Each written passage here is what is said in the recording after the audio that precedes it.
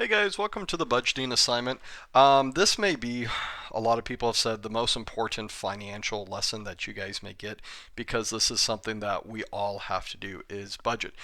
Sadly, in America right now, as far as the 2018 statistics go, uh, 78% of Americans live paycheck to paycheck, meaning if they were to lose their job today, they would not be able to pay their bills next month.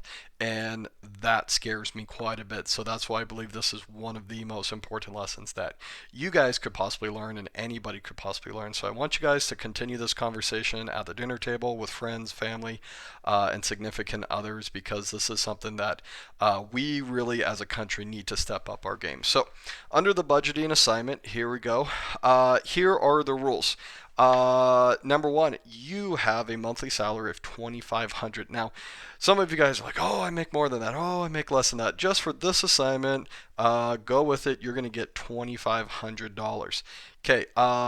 Down below on the assignment part, you guys are going to be given lots of different things that you guys are going to pay for.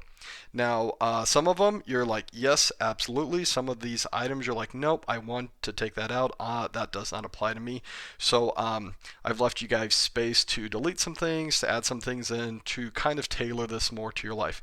Also, the hardest part I've discovered with this assignment is be honest. Do not lie to yourself or on the numbers about things because in the real world, you're going to have to pay them. So I want you guys to go through all this. So the big rule is by the end of the assignment, you need to have no dollars left. Okay, every dollar is going to be accounted for. So here we go. We've got two types of expenses. We've got fixed expenses over here. Whoops, I did not want to do that. So we've got fixed expenses and we've got variable expenses.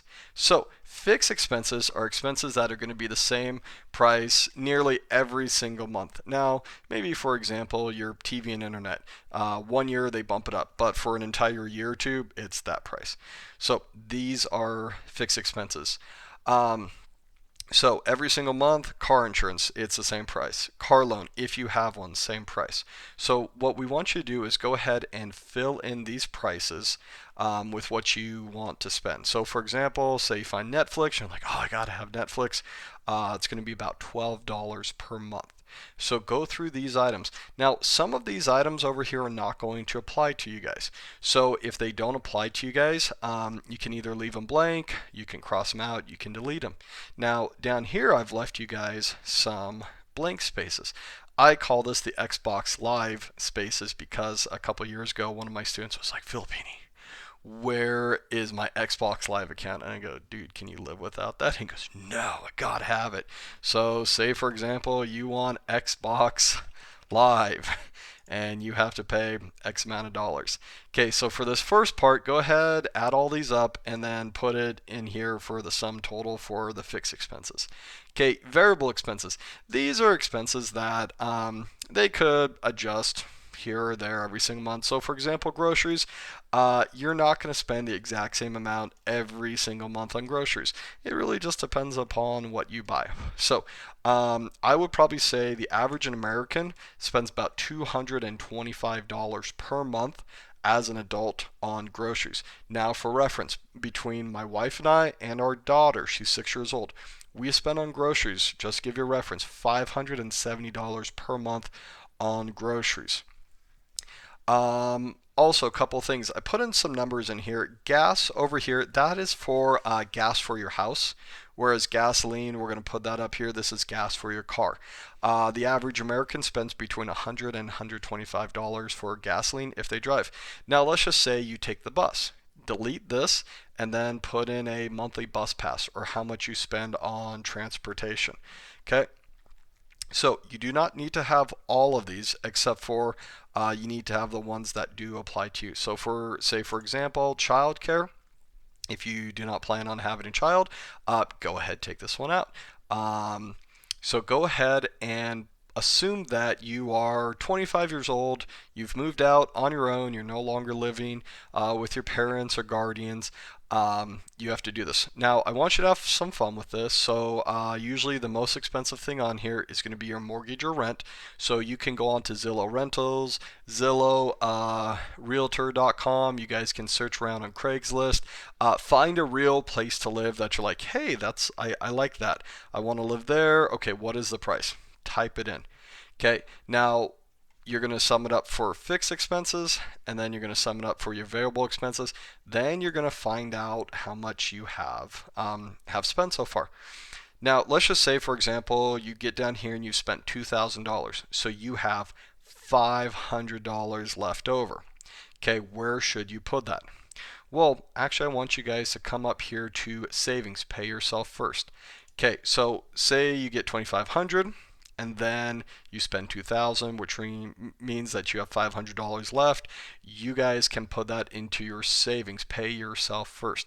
So when you get your monthly paycheck, you go, okay, I got $2,500. The first thing you should do is take that $500 from checking and stash that over into savings, and do not touch that. Okay, that is your savings.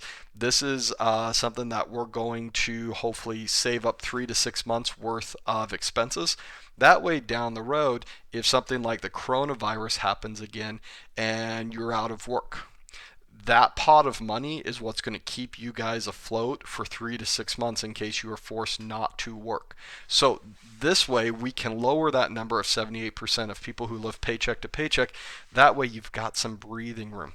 Okay, also if you want to invest into your retirement, you have that 500, maybe you want to stash away 300 in a savings and 200 into retirement, because you don't want to be working until you're 70, 80, 90 years old. Trust me, I know people in that situation.